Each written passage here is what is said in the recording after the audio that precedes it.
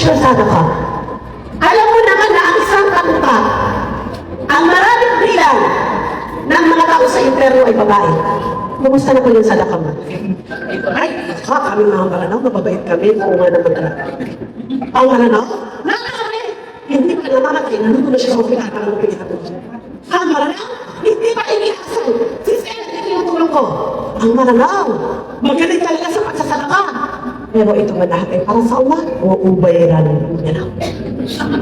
Nag-seminar ka ng 20 years. Hanggang ngayon, hindi mo ba naayos ang ime-class? Malaki ang problema mo, sister. Siguro kailangan mo pang umatay para malamdaman kung gaano ka-importante ang class. Mabait ka!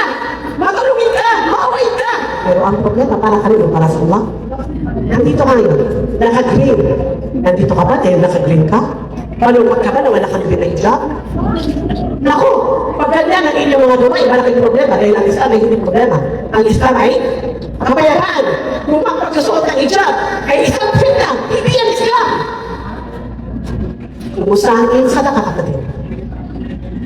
Sabi ng Rasul sallallahu alaihi wasallam, itakul na walaw bishikil naman. Huwag naman, isang kulma, kahit sapat na.